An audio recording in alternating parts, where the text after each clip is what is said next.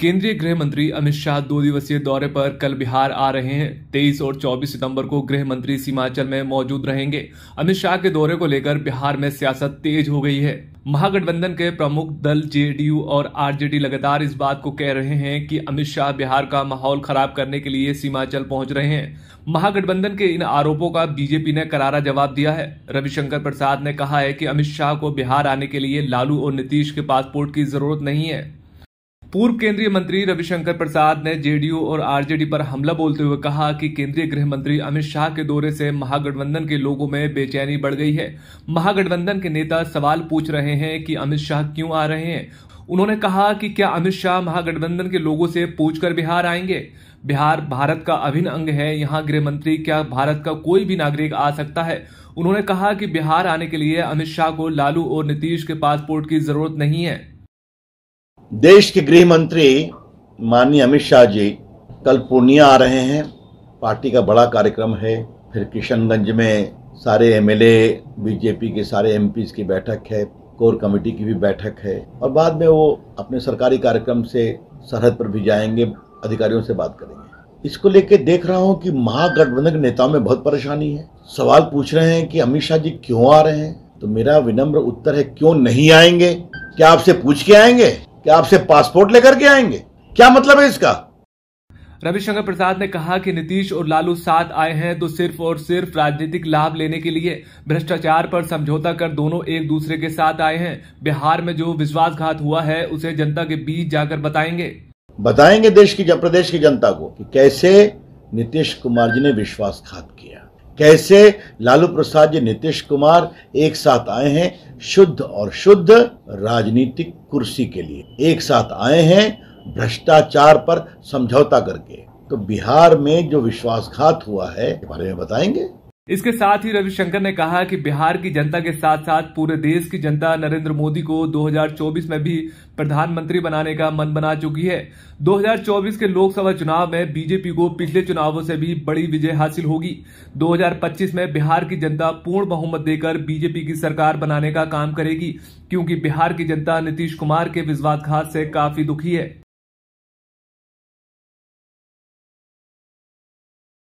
पश्चिम बंगाल की दुर्गा पूजा देश ही नहीं पूरी दुनिया में मशहूर है। इस बार नवरात्रों में दुर्गा पूजा का आयोजन और भव्य बनाने की तैयारी हो रही है।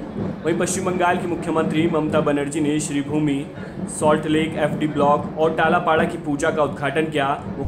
सकाले शिउली फूल, सकाले काशफुल, धामसा बाजे, मादल बाजे, शिउली दोले, काशफुल दोले, मुनेर बाजे पुजो घुरे।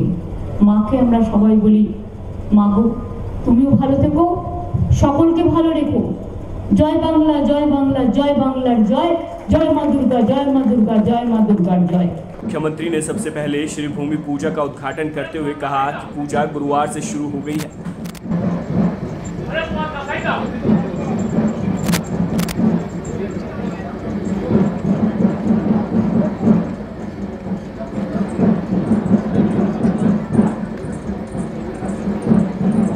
इस दौरान उन्होंने राज्य के अधिकारियों को एक बड़ी चेतावनी जारी करते हुए कहा कि किसी को भी कोई असुविधा ना होनी चाहिए और दुर्गा पूजा समारोह का सुचारू संचालन सुनिश्चित करने का निर्देश दिया। बंगाल की मुख्यमंत्री ममता बनर्जी ने कहा कि राज्य में दुर्गा पूजा समितियों को ये सुनिश्चित करने के लिए उपाय करने चाहिए कि पैदल और वाहनों की आवाजाही को बिना किसी परेशानी के अच्छी तरह से नियंत्रित किया जाए। लेक टाउन क्षेत्र में वीआईपी रोड के साथ श्रीभूमि सपोर्टिंग क्लब पूजा का उद्घाटन करते हुए मुख्यमंत्री ममता बनर्जी ने साफ निर्देश दिए कि दुर्गा पूजा के दौरान कोई सड़क अवरुद्ध नहीं होनी चाहिए। सड़क ब्लॉक होने से लोगों को परेशानी होती है। सड़कों पर जगह बनाए रखनी चाहिए ताकि लोगों को किसी तरह की दिक्कत ना हो। इस संबंध में ममता बनर्जी ने राज्य सरकार में मंत्री सुजीत बोस और नेताओं को निर्देश दिए। दरअसल पश्चिम बंगाल में इस साल दुर्गा पूजा की 11 दिन तक धूम रहने वाली है। राज्य सरकार ने सबसे ज्यादा दिनों की छुट्टियां घोषित की हैं। इस साल दुर्गा पूजा के लिए सरकारी अवकाश 30 सितंबर से 10 अक्टूबर तक रहेगा। जिलों में 7 अक्टूबर को दुर्गा पूजा कार्यक्रम होंगे। कोरोना के कारण 2 साल से कार्यक्रम स्थगित थे। सरकार 8 अक्टूबर को कोलकाता में दुर्गा पूजा कार्यक्रम आयोजित करने जा रही है।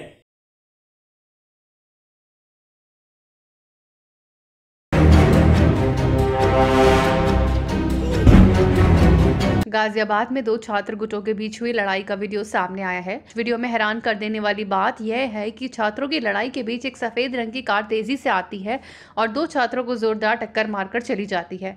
कार की टक्कर से छात्र हवा में उछल जाता है और फिर से दूसरे छात्र उसको मारते जाते हैं। दरअसल ये घटना बुधवार दोपहर की गाजियाबाद के मसूरी थाना क्षेत्र की बताई जा रही है। शहर के निजी कॉलेज के बीबीए और बीसीए के छात्रों के 2 गुटों के बीच सड़क पर जमकर मारपीट कर रहे हैं।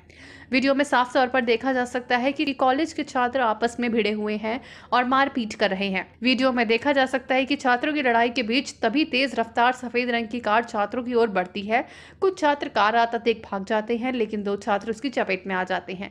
कार की टक्कर इतनी तेज होती है कि एक छात्र हवा में उठ जाता है और सिर के बल जमीन पर आ गिरता है। कार चालक इतने पर ही नहीं रुकता और दूसरे छात्रों पर कार चढ़ाने की कोशिश करता है। जमीन पर गिरे छात्र को दूसरे गुट के छात्र फिर से मारना शुरू कर देते हैं। वायरल वीडियो जब मसूरी थाना पुलिस को मिली तो पुलिस ने तुरंत ही जांच पड़ताल करते हुए कार खोज निकाली। कार सीज करते हुए मुकदमा भी दर्ज किया गया है। पुलिस का कहना है कि आपस की मारपीट करने वाले छात्र एक ही कॉलेज के हैं। सीनियर और जूनियर छात्रों के बीच मारपीट हुई है। हमने दोनों गुटों के कुछ छात्रों को हिरासत में लिया है। मामले की जांच जारी है। वहीं फरार छात्रों की तलाश में पुलिस जुटी हुई है। थाना मसूरी क्षेत्र का एक प्रकरण संज्ञान में आया है, जिसमें कॉलेज के कुछ छात्र एक दूसरे से लड़ाई करते हुए दिखाई दे रहे हैं और उसी बीच में एक गाड़ी आती है और कुछ सड़कों से वो टकराती है। इस संबंध में तत्काल कार्रवाई करते हुए कुछ लड़कों को पुलिस के द्वारा हिरासत में लिया गया है। उनसे पूछताछ इसमें की जा रही है एवं दोष निर्धारण किया जा रहा है। अमुक गाड़ी जो इसमें वीडियो में दिखाई दे रही है, उस गाड़ी को सीज कर लिया गया है और अभी वैधानिक कार्रवाई इसमें प्रचलित है। जो भी दोषी होगा उसके विरुद्ध हम लोग कठोर कार्रवाई करेंगे।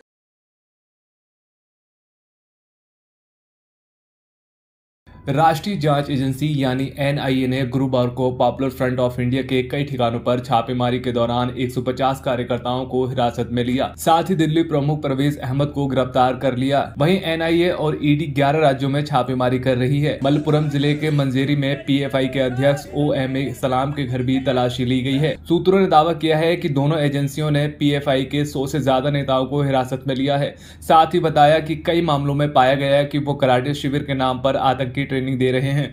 वो कथित तौर पर गजबे हिंद चला रहे हैं। हमें पता चला है कि पीएफआई को दान और अन्य विदेशी धन प्राप्त होता है, जिसे बाद में संदिग्ध गतिविधियों में इस्तेमाल किया जाता है। गौरतलब है कि छापेमारी के विरोध में पीएफआई कार्यकर्ता धरना दे रहे थे। अभी तक किसी भी एजेंसी की ओर से कोई आधिकारिक टिप्पणी नहीं की गई है। वहीं एजेंसियों ने छापेमारी के दौरान कुछ आपत्तिजनक दस्तावेज और डिजिटल सबूत बरामद किए हैं। दरअसल इससे पहले 18 सितंबर को एनआईए ने आंध्र प्रदेश और तेलंगाना में 23 जगह पर रेड मारी थी। ये छापेमारी भी कराटे ट्रेनिंग केंद्र के नाम पर प्रतिबंधित संगठन popular front of India PFI का ट्रेनिंग कैंप चलाए जाने के मामले में की गई थी। एनआईए ने निजामाबाद, कुर्नूल, गुंटूर और नेल्लोर जिले में रेड की थी।